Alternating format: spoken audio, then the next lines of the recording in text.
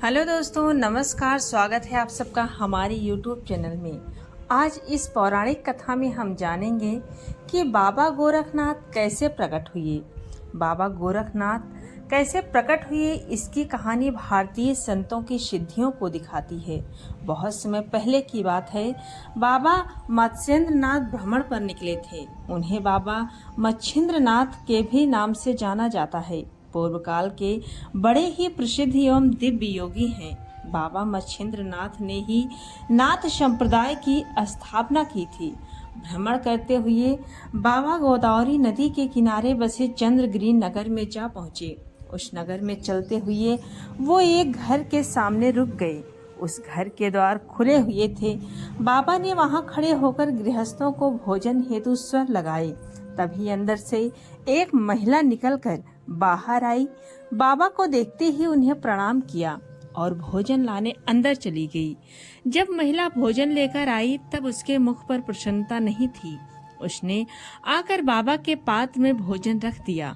उसके मुख की उदासी देखकर बाबा समझ तो गए थे कि उसके दुखों का कारण क्या है, परंतु उस महिला से उसकी इच्छा जानना चाहते थे।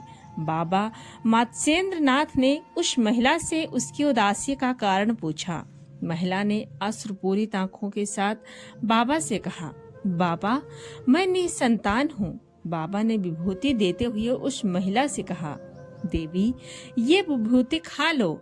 निसंदेह आपके घर में पुत्र प्राप्ति होगी। ये बोलकर बाबा वहां से चले गए।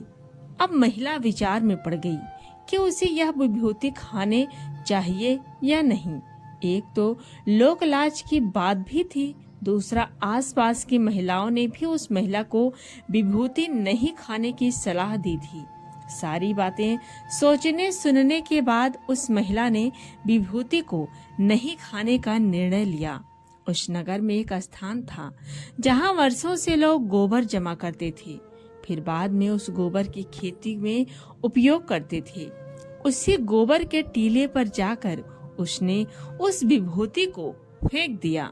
13 वर्षों के बाद बाबा उस नगर में वापस आए। नगर आने के बाद उस महिला के द्वार पर पहुंचे और स्वर लगाया। जब महिला द्वार पर बाहर निकली तो बाबा ने उसे उसके संतान के बारे में पूछा। महिला ने बाबा को बताया कि उसे कोई संतान हुई ही। बाबा ने उस महिला से सच बताने को कहा, क्योंकि वो विभूति अभिमंत्रित थी। ऐसा हो ही नहीं सकता कि उसे संतान की उत्पत्ति ना हुई हो। घबराई हुई उस महिला ने धीरे धीरे बाबा को पूरी सच्चाई बता दी। बाबा ने महिला से कहा, ठीक है, तुम मुझे उस गोबर के टीले के पास ले चलो। क्या वहाँ अभी भी गोबर का टीला है? महिला ने उत्तर देते हुए कहा, हाँ बाबा, सालों से वहाँ हम लोग गोबर जमा करते हैं। महिला बाबा को गोबर के टीले के पास ले गई। वहाँ पहुंचकर बाबा ने जोर से स्वर लगाया, अलख निरंजन।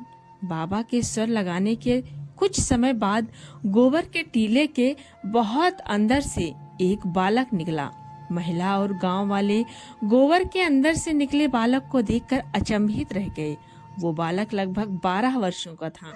जब बाबा उस बालक को लेकर जाने लगे तब महिला ने बाबा से माफी मांगी और उस बालक को उसे देने को कहा।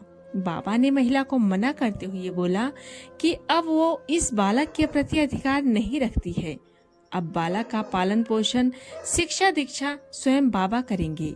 12 वर्षों तक गोबर में रक्षित रहने के कारण इस बालक का नाम गोरक्ष पड़ा। ये बालक बड़े होकर बाबा गोरक्षनाथ एवं बाबा गोरखनाथ के नाम से प्रसिद्ध हुए। तो दोस्तों, कैसी लगी ये कहानी कमेंट में ज़रूर बताएं और पसंद आए तो हमारे चैनल को सब्सक्राइब ज़रूर करें।